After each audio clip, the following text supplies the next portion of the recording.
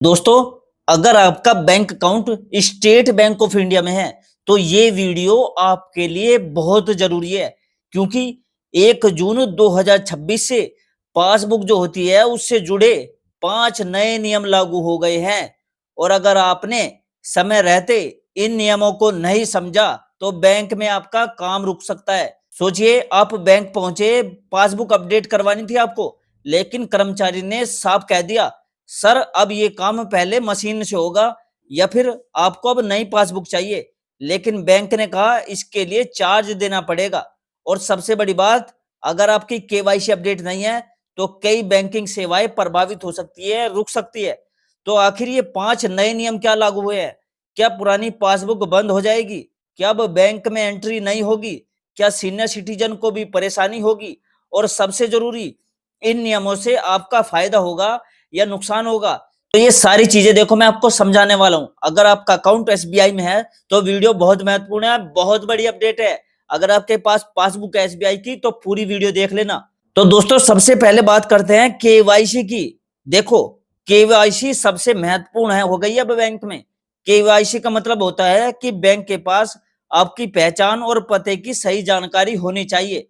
यानी आपका Aadhaar card, PAN card, mobile number और पता बैंक रिकॉर्ड में सही होना चाहिए।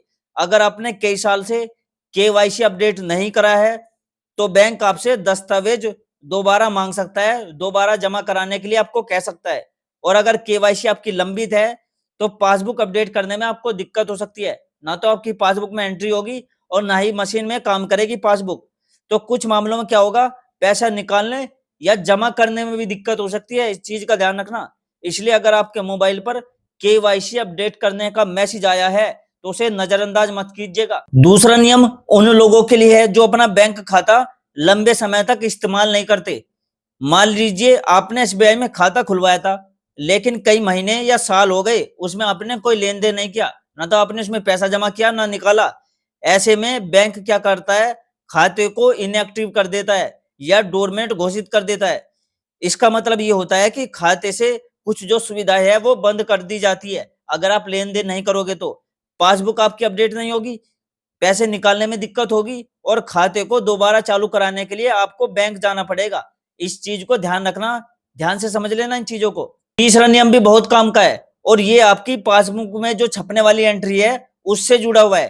देखो, अब एसबीआई आपकी पासबुक में जो भी एंट्री प्रिंट करेगा उसका मिलान अपने कंप्यूटर रिकॉर्ड से और ज्यादा सख्ती से करेगा। यानी उन चीजों का मिलान किया जाएगा आपकी पासबुक एंट्री से, और जो उनके कंप्यूटर में रिकॉर्ड होता है उससे मिलान किया जाएगा।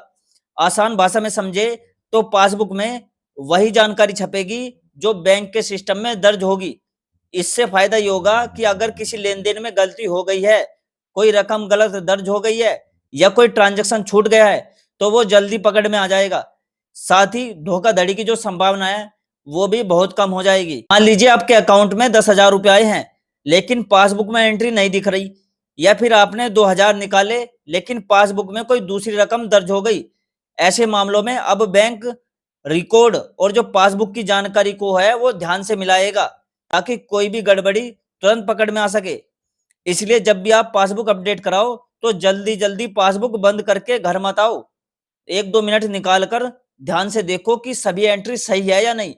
अगर कोई रकम समझ में नहीं आ रही है, कोई ट्रांजैक्शन उसमें गायब है जो आपने जमा किया था या निकाला था, या बैलेंस आपको गलत लग रहा है, तो उसी समय बैंक कर्मचारी से पूछ लीजिए कि ये कहाँ गलती हुई है सर। ये जो छोटी सी सावधानी है आपको आगे चलकर बड़ी परेशानी से बचा सकती है। चौथा नियम जो है वो उन लोगों के लिए महत्वपूर्ण है जिनकी पासबुक कहीं खो जाती है, फट जाती है या गलती से खराब हो जाती है। पहले क्या होता था, लोग बैंक में जाते थे, एक आवेदन देते थे और नई पासबुक आपको आसानी से मिल जाती थी। लेकिन अब बैंक सुरक्षा को पहले से ज्यादा गंभीरता से ले रहा है। इसलिए अगर आपकी पासबुक खो जाती है और आप नई पासबुक बनवाने जाते हो तो बैंक आपकी पहचान की अच्छी तरह जांच करेगा, तभी आपको पासबुक देगा।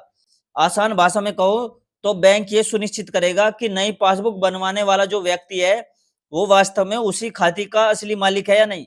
इसके लिए आपसे आधार कार्ड मांगेगा, पैन कार्ड मांगेगा, पासबुक खोने का जो आवेदन है वो मांगेगा, और आपका जो रजिस्टर्ड मोबाइल नंबर है उस पर ओटीपी भी भेजेगा और वो मांगेगा आपसे। कुछ मामलों में बैंक कर्मचारी आपसे कुछ सवाल भी पूछ सकते हैं, जैसे आपकी जन्म तिथि पूछ सकते हैं, पता पूछ सकते हैं, हाल ही के ट्रांजैक्शन की जानकारी भी आपसे पूछ सकते हैं अधिकारी, अगर आप नई पासबुक लेने जाते हो। जो ये दोस्तों बैंक में नया नियम है, इसका सीधा फायदा ग्राहकों को ही मिलता है। मान लीजिए आपकी पासबुक किसी गलत व्यक्ति के हाथ लग जाए और वो नई जो पासबुक बनवाने की कोशिश करे, तो बैंक के ये एक्स्ट्रा सुरक्षा नियम उसे रोक देंगे वहीं। यानी आपकी जो बैंक जानकारी है और जो आपका पैसा है, वो दोनों सुरक्षित रहेंगे। इसलिए अगर कभी भी आपकी पासबुक खो जाए, तो घबराने की जरूरत नहीं है। बस अपना पहचान पत्र लेकर बैंक में चले जाओ, आवेदन दे दो और सत्यापन पूरा होने के बाद आपको ही नई पासबुक मिल जाएगी। पांचों जो सबसे महत्वपूर्ण नियम है, वो हर एसबीआई खाता धारक पर लागू होता है। अगर आपने हाल ही में अपना मोबाइल नंबर बदला है, घर का पता बदला है, शादी के बाद नाम में बदलाव कराया है या अपने खाते में नॉमिनी जोड़ा है या बदला है, तो सिर्फ बैंक में फॉर्म भर देना काफी नहीं है। इसके बाद अपनी पासबुक भी जरूर अपडेट करानी चाहिए।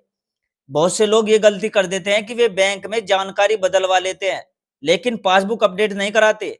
नतीजा ये होता है कि पासबुक में पुराना मोबाइल नंबर आता है, पुराना पता होता है, पुराना नाम ही छपा रहता है।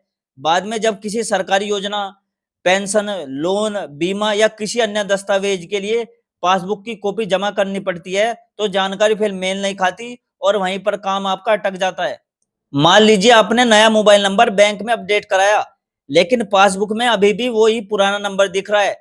अब अगर बैंक से कोई जरूरी मैसेज आएगा या कोई ओटीपी आएगा, वो पुराने नंबर पर जाएगा, तो आपको देखो परेशानी होगी। इसी तरह अगर आपने नया पता अपडेट कराया है और पासबुक में पुराना पता ही छपा है, तो दस्तावेज सत्यापन में फिर दिक्कत आएगी। इसलिए जैसे ही आप बैंक में कोई भी जानकारी बदलवाए, उसी समय पासबुक अपडेट जरूर करा ले। इसमें सिर्फ 2 मिनट लगते हैं, लेकिन यही छोटा सा काम आपको आगे चलकर बड़ी परेशानी से बचा सकता है।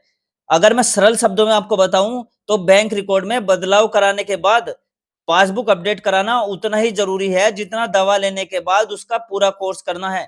तभी आपका रिकॉर्ड पूरी तरह सही और अपडेट माना जाएगा।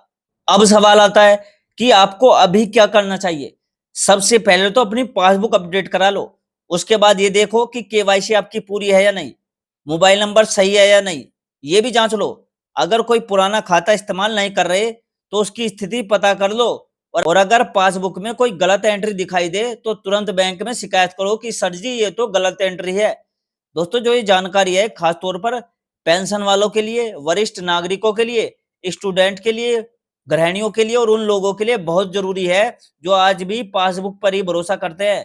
भले ही आज मोबाइल बैंकिंग का जमाना हो, लेकिन पासबुक अभी भी आपके खाते का सबसे इंपॉर्टेंट पार्ट है। सबसे भरोसेमंद रिकॉर्ड यही मानी जाती है। अगर आप चाहे तो एसबीआई योनो ऐप के माध्यम से भी अपने खाते की आप जानकारी देख सकते हो, लेकिन पासबुक अपडेट कराने की आदत अभी भी बहुत उपयोगी है। तो दोस्तों, 1 जून 2026 से पहले अपनी एसबीआई पासबुक एक बार जरूर अपडेट करा लेना। केवाईसी पूरी है या नहीं, ये देख लेना। और अगर कोई जानकारी बदली है, तो उसे रिकॉर्ड में सही करा लेना। थोड़ी सी सावधानी दोस्तों आपको आगे चलकर बड़ी परेशानी से बचा सकती है। और अगर दोस्तों आपको जानकारी उपयोगी लगी हो, तो वीडियो को लाइक कीजिएगा, चैनल को सब्सक्राइब कीजिएगा और दोस्तों इस वीडियो को ज्यादा से ज्यादा शेयर कर दो, वीडियो को फैला दो। जिसका खाता भी एसबीआई बैंक में है, उसे भेज दो, क्योंकि दोस्तों वीडियो बनाने में बहुत मेहनत लगती है। देखो दोस्तों, मैं आपके लिए पसीने में वीडियो बना रहा हूँ भाई, पसीने में पूरा भीगा पड़ा हूँ। ठीक है, तो दोस्तों मुझे कमेंट में जरूर बताना कि आप कौन से स्टेट से, कौन से शहर से मेरी वीडियो देख रहे हो। उस शहर का नाम, उस राज्य का नाम जरूर लिखना। और दोस्तों मैं मिलता हूँ आपसे अगली वीडियो में एक नई जानकारी, एक नए अपडेट के साथ। तब तक के लिए दोस्तों जय हिंद, जय भारत।